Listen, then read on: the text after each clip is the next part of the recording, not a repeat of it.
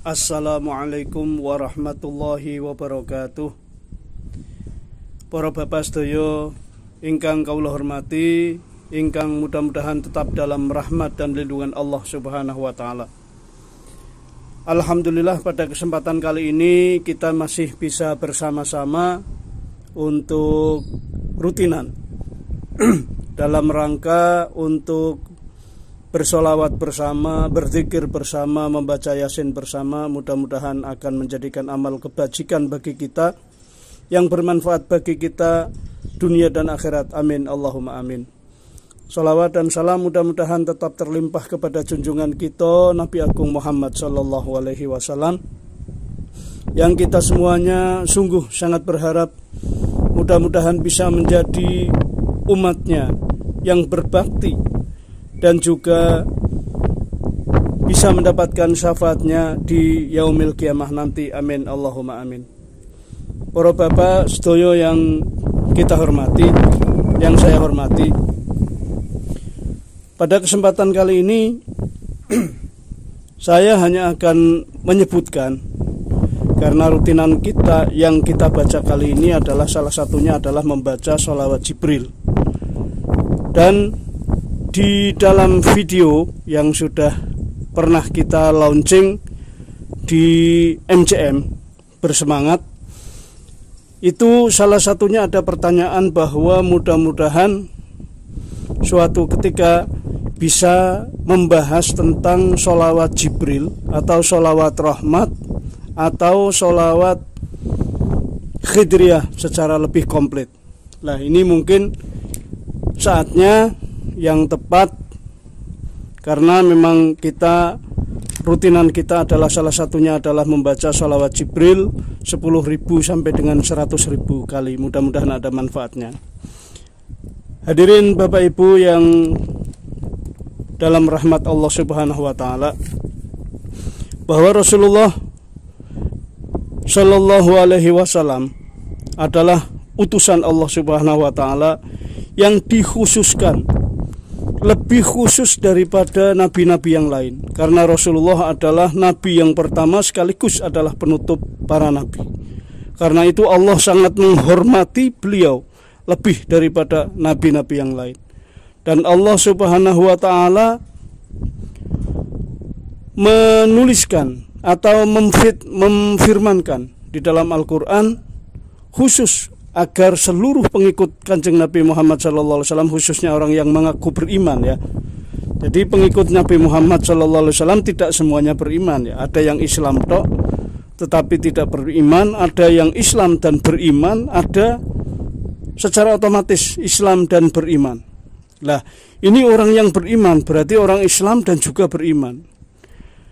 Allah Subhanahu wa taala dawuh,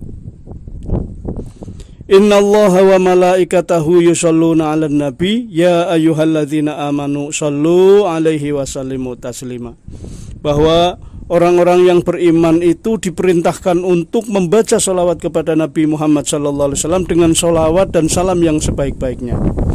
Nah, sholawat itu akhirnya banyak cara para sahabat memberikan hormat dan penghormatan kepada Nabi Muhammad SAW banyak. Kemudian sesudah sahabat beliau juga para ulama-ulama khos, para ulama-ulama yang ahli ma'rifat banyak membaca sholawat kepada Nabi Muhammad SAW dengan redaksi yang berbeda.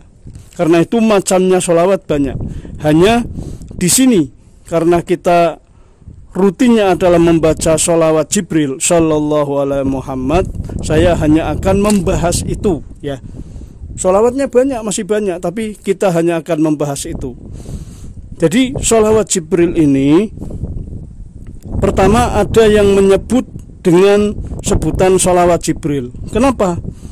Sholawat Sallallahu Alaihi Muhammad disebut dengan sholawat Jibril karena sholawat ini adalah sholawat yang diberikan oleh malaikat Jibril kepada Nabiullah Adam alaihi salam pada saat beliau ingin mendekati Siti Hawa. Allah Subhanahu wa taala belum menciptakan apapun kecuali Adam. Setelah itu Allah menciptakan Hawa. Sebagai insan yang berbeda jenis. Ternyata Nabi Adam sallallahu alaihi wasallam seperti kita. Ada sesuatu yang berbeda. Beliau ingin mendekati, ingin memiliki Siti Hawa.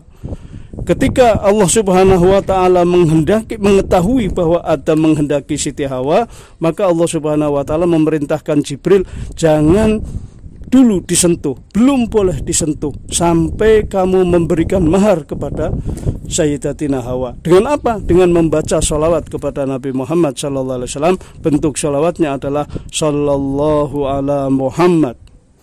Karena yang pertama kali membawakan dan menyerahkan kepada Nabi Adam sallallahu alaihi wasallam adalah Jibril, maka kemudian dikenal dengan sholawat Jibril.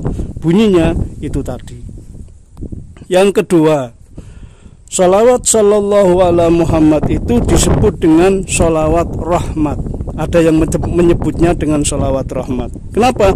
Karena alasannya salah satunya adalah yang disebutkan oleh Imam Sya'rani, ya, Imam Abdul Wahab As-Sya'rani. Beliau meriwayatkan sebuah hadis yang dinisbatkan kepada Nabi Muhammad SAW,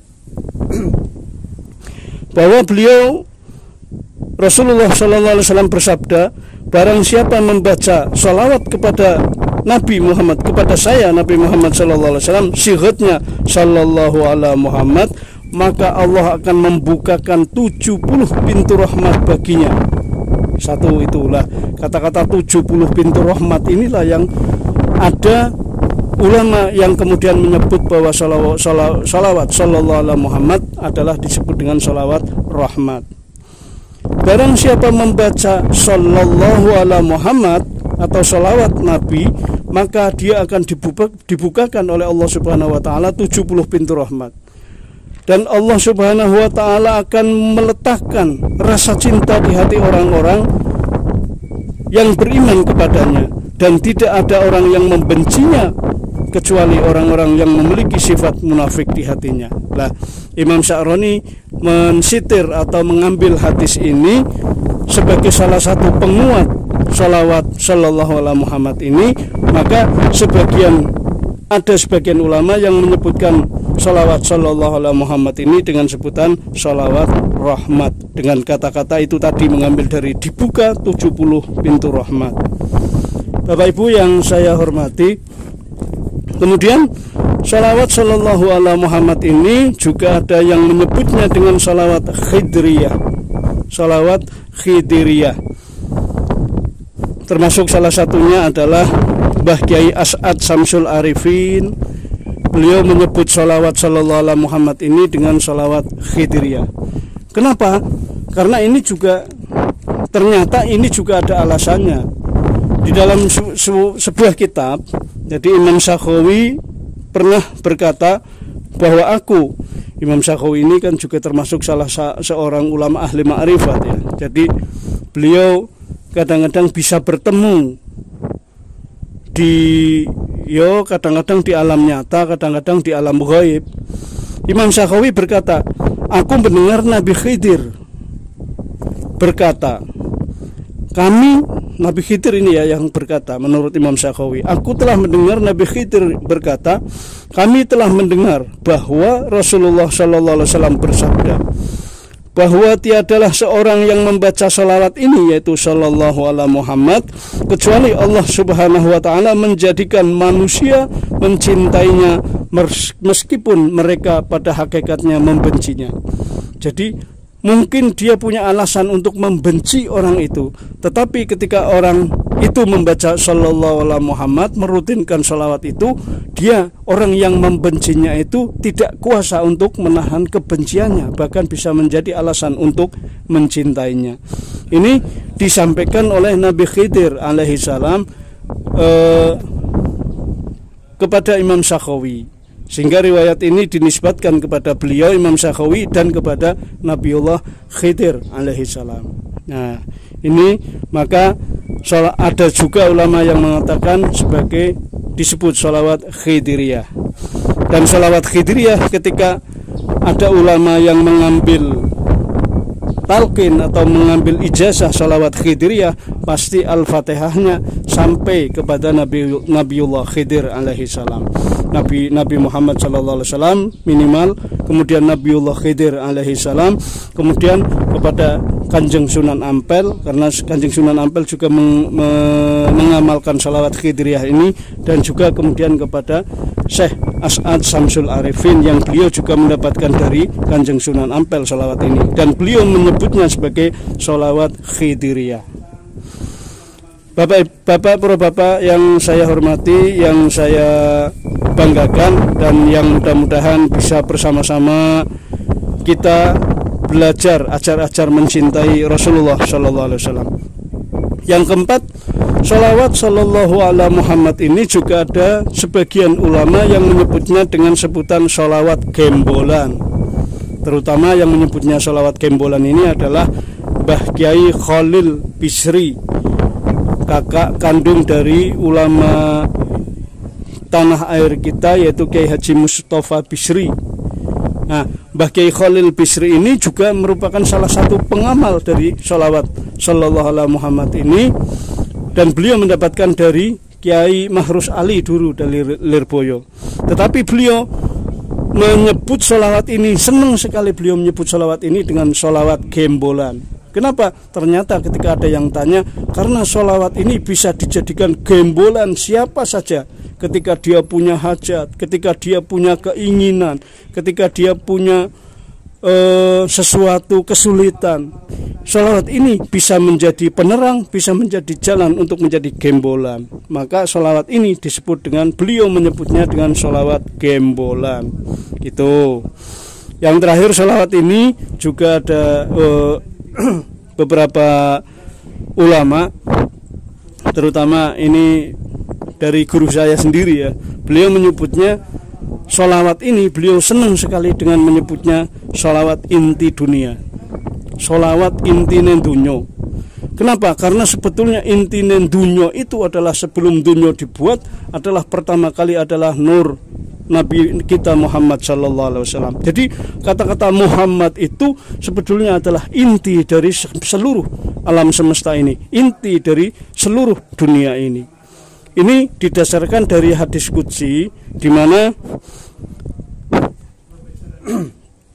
Rasulullah sallallahu alaihi wasallam bersabda, Allah Subhanahu wa taala berfirman, laulaka ma khalaqtul aflaka. Kalau tidak karena engkau Muhammad, kalau tidak karena engkau Muhammad, maka tidak aku ciptakan dunia ini. Ini adalah dalil yang paling kuat tentang aliran tasawuf yang menyebutnya dengan Nur Muhammad. Jadi kejadiannya Allah Subhanahu wa taala ada, kemudian yang pertama kali diciptakan oleh Allah adalah Nur Muhammad sallallahu alaihi wasallam, dan dari Nur Muhammad sallallahu alaihi wasallam inilah Allah menciptakan satu seluruh penghuni dunia ini, sehingga komplit seperti sekarang ini dari pancarannya nur Nabi kita Muhammad sallallahu alaihi wasallam. Maka itulah ada ulama yang menyebutnya dengan salawat inti dunyo, yaitu Nabi Nur Nabi Muhammad sallallahu alaihi wasallam. Para bapak yang saya hormati, yang mudah-mudahan tetap dalam lindungan dan rahmat Allah Subhanahu wa taala. Adapun beberapa kiai yang sumbernya sampai kepada kita tentang salawat, kesenangan dalam membaca salawat sallallahu alaihi Muhammad ini, baik beliau menyebutnya dengan sholawat Jibril, atau sholawat Khidriyah, atau sholawat gembolan, atau sholawat rahmat, atau sholawat inti dunia, semuanya yang jelas dari beliau itu ijazah atau silsilah sampai kepada kita. Salah satunya adalah dari simbah guru kita sendiri, yaitu simbah Kiai Abdul Malik bin Ilyas bin Yahya, guru daripada guru kita Al-Habib Muhammad Lutfi bin Yahya. Beliau sudah sangat dikenal, atau sudah sangat mafhum bahwa beliau itu mengamalkan sholawat sallallahu alaihi Muhammad ini 21.000 kali setiap hari beliau membaca itu. Kemudian sholawat Jibril ini atau sholawat sallallahu alaihi Muhammad ini kita juga dapatkan dari guru mursyid kita Sayyidina wa Maulana Al-Habib Muhammad Lutfi bin Ali bin Hashim bin Yahya. Beliau mengijazahkan kepada kita, dan salah satu wirid wajib dari tarekat kita yaitu tarekat Syadziliyah yang kita berbaiat kepada beliau. Kemudian ijazah selanjutnya sallallahu alaihi Muhammad ini yang sampai kepada kita adalah satu dari Mbah Kiai Khalil Bisri, dan yang kedua dari Mbah Kiai Anwar Mansur. Kedua-duanya ijazahnya ini berasal dari Mbah Kiai Mahrus Alilir Boyo. Beliau menyebutnya juga dengan sholawat Jibril, dan kita disuruh membacanya 1000 kali. Kemudian riwayat yang sampai kepada kita juga yaitu dari Mbah Kiai As'ad Samsul Arifin, itu yang menyebutnya dengan sholawat Khidiriyah ya. Cara kaifiat membacanya beda dengan sallallahu alaihi Muhammad itu, tapi dua-duanya atau bacaannya sama sallallahu alaihi Muhammad. Satunya menyebutnya sholawat Jibril, satunya menyebutnya sebagai sholawat Khidiriyah.